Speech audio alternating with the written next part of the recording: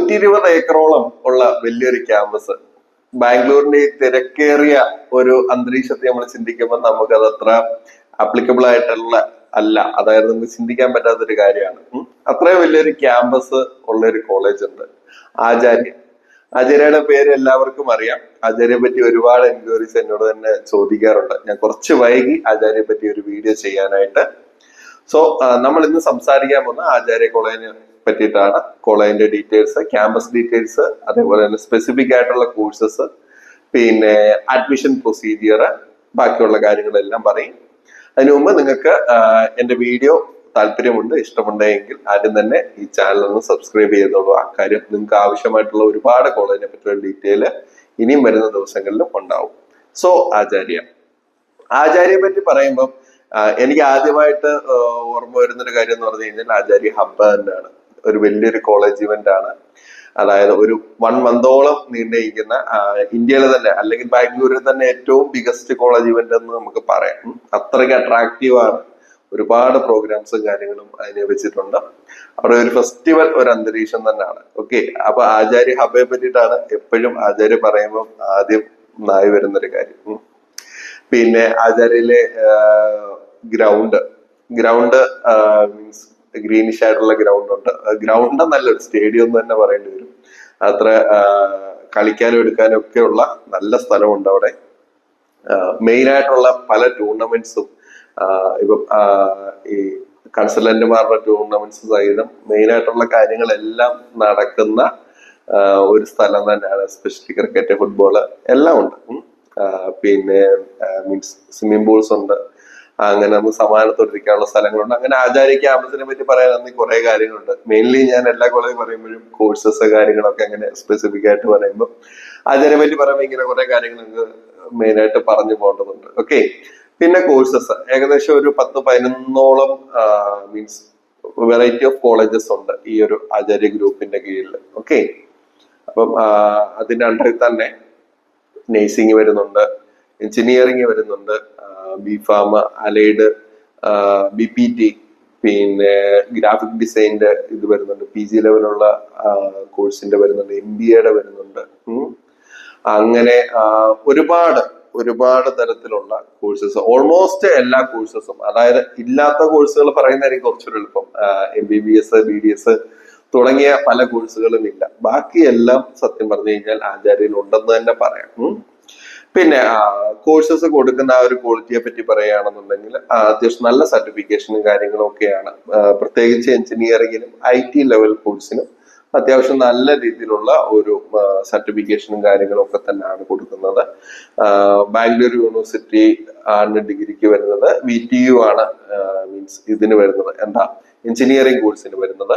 പിന്നെ മെഡിക്കൽ കോഴ്സിന് വരുന്നത് രാജീവ് ഗാന്ധി യൂണിവേഴ്സിറ്റി അഫിലിയേഷൻ തന്നെയാണ് വരുന്നത്. പിന്നെ MBAക്ക് VTU ഉണ്ട്. അതേപോലെ തന്നെ ബാംഗ്ലൂർ യൂണിവേഴ്സിറ്റി 2 ഓപ്ഷനും കാര്യങ്ങളൊക്കെ വരുന്നുണ്ട്. Okay, fine.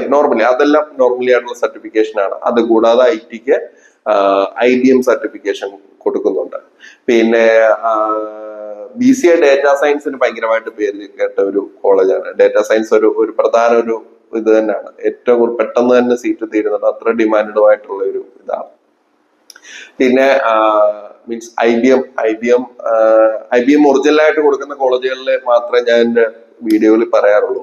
അല്ലാതെ ജസ്റ്റ് IBM പറഞ്ഞു പോകുന്ന കോളേജുകളുടെ കാര്യമൊന്നും പറയുന്നില്ല. അതുപോലെ IBM കൊടുക്കുന്ന ഒരു ഒറിജിനൽ ആയിട്ട് കൊടുക്കുന്ന 3-4 ക്യാമ്പസുകളിൽ ഒന്ന് ആചാര്യയാണ്. ഓക്കെ, അപ്പം അത് നല്ല വാല്യൂ ഉള്ള ഒരു കാര്യമാണ്. പിന്നെ ലാംഗ്വേജ് ഡെവലപ്പ് ചെയ്യാൻ വേണ്ടിയിട്ട് ഈവൻ കേംബ്രിഡ്ജിൽ നിന്ന് വരെയുള്ള ഇവന്റ്സും കാര്യങ്ങളും, അല്ലെങ്കിൽ അവിടുന്ന് തന്നെയുള്ള ആൾക്കാർ വന്ന് പഠിപ്പിക്കുന്നതായിട്ടുള്ള അങ്ങനത്തെ ഒക്കെ, അതായത് കുട്ടികൾക്ക് എന്റർടൈൻമെന്റ് അതേപോലെ തന്നെ എന്നാൽ അതിനെപ്പറ്റി കുറച്ചുകൂടെ ഗ്രാഫ് മുകളിലോട്ട് തന്നെ അക്കാഡമിക് സെക്ഷനും കൊടുക്കുന്ന വലിയൊരു ക്യാമ്പസ് തന്നെയാണ് ആചാര്യ. ഓക്കെ, പിന്നെ ആചാര്യയിൽ ആദ്യം മീൻസ് BSc നഴ്സിംഗിനെ സംബന്ധിച്ചിടത്തോളം ഭയങ്കര ഡിമാൻഡാണ്. ആദ്യം തന്നെ സീറ്റ് തീരുന്ന ഒരു ക്യാമ്പസ് ആണ്.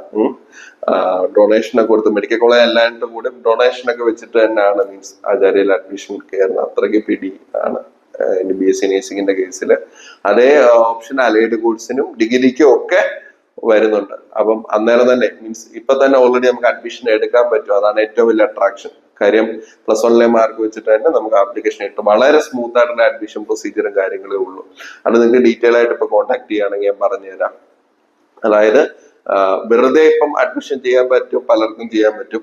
പക്ഷെ ആചാര്യ പോലുള്ള സ്ഥലത്ത് വരുമ്പോൾ നിങ്ങൾക്ക് അത്രയും വലിയൊരു ക്യാമ്പസ് കാര്യം നിങ്ങൾക്ക് അറിയാൻ പറ്റാതായിട്ടുള്ള ഒരുപാട് കാര്യങ്ങളുണ്ട്. ഈവൻ നിങ്ങൾക്ക് PGയിൽ വരെ നിൽക്കണമെങ്കിൽ അതിന് വരെയുള്ള അതിന് വരെയുള്ള കോണ്ടാക്റ്റും കാര്യങ്ങളും ഒക്കെ നമുക്കുണ്ട്. ആ രീതിയിൽ തന്നെ നമുക്ക് പ്രസന്റ് ചെയ്യാൻ പറ്റുന്ന എല്ലാ ഫുൾ സർവീസും കാര്യങ്ങളും. പിന്നെ അകത്ത് കയറി കഴിഞ്ഞാൽ ഫുഡ് കാര്യത്തിനെല്ലാം കോളേജ് തന്നെ സർവീസ് തരുന്നുണ്ട്. വെളിയിലുള്ള കാര്യങ്ങൾക്കും പിന്നെ അകത്ത് നിങ്ങൾ അഡ്മിഷൻ പ്രൊസീജിയറും നീറ്റ് ആക്കാനുള്ള എല്ലാ കാര്യങ്ങൾക്കും നമുക്ക് ഹെൽപ്പ് ചെയ്യാൻ പറ്റുന്ന, അല്ലെങ്കിൽ നമുക്ക് വർഷങ്ങളായിട്ട് ചെയ്തുകൊണ്ടിരിക്കുന്ന ഒരു ക്യാമ്പസ് തന്നെയാണ് ആചാര്യ. പിന്നെ ആചാര്യെ പറ്റി പറയുകയാണെന്നുണ്ടെങ്കിൽ എന്താ ആചാര്യയുടെ ലൈബ്രറി.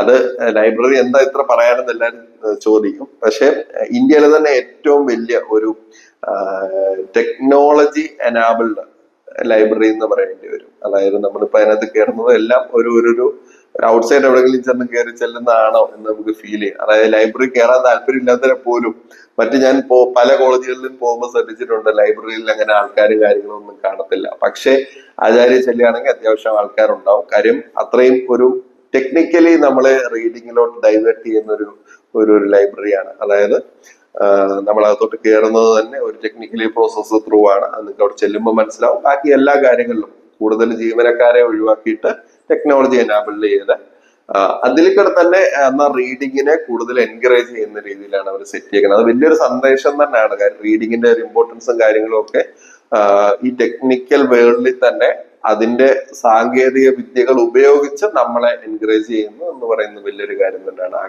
ക്യാമ്പസിനോട് ഒരു ബിഗ് സല്യൂട്ട് എന്ന് തന്നെ പറയേണ്ടി വരും ആ ഒരു സന്ദേശം മുമ്പോട്ട് വെക്കുന്നത്. സോ അങ്ങനെ ആചാര്യക്ക് പറയാൻ ഒരുപാട് കാര്യങ്ങളുണ്ട്, ഒരുപാട് നല്ല നല്ല നല്ല കാര്യങ്ങളുണ്ട്. പിന്നെ എന്താ മലയാളി കുട്ടികൾ ഒരുപാടുണ്ട്. മലയാളി കുട്ടികൾ നമ്മുടെ നാട്ടിൽ നിന്ന് തന്നെ പ്രത്യേകിച്ച് അതായത് കേരളത്തിന്റെ ഒരു സൗത്ത് സൈഡിൽ നിന്നൊക്കെ ഒരുപാട് കുട്ടികൾ പഠിക്കുന്ന കാര്യം. നിങ്ങളുടെ ഇപ്പൊ ഫ്രണ്ട്സ് ഉണ്ട്, നിങ്ങൾക്ക് പലർക്കും പല കോഴ്സാണ് എടുക്കുന്നതെങ്കിൽ അതെല്ലാം അവിടെ അവൈലബിൾ ആണ്. ഈവൻ ഏത് കോഴ്സ് ആണെങ്കിലും ഓൾമോസ്റ്റ് ഞാൻ മുമ്പേ പറഞ്ഞ MBBS BDS ഒക്കെ ഒഴിച്ച് ബാക്കി എല്ലാ കോഴ്സുകളും അവൈലബിൾ ആണ്. അപ്പൊ നിങ്ങൾക്ക് പോയി എടുക്കാം. പിന്നെ ഞാൻ പറയാൻ വിട്ടുപോയൊരു കാര്യമുണ്ട്, അതായത് എയറോനോട്ടിക്കൽ എഞ്ചിനീയറിംഗ് അങ്ങനെ ഒരുമാതിരിപ്പെട്ട എങ്ങും എനിക്ക് തോന്നുന്നില്ല. എനിക്ക് ബാംഗ്ലൂർ വേറൊരു ക്യാമ്പസിൽ ഉണ്ടോന്ന് തന്നെ ഡൗട്ടാണ്.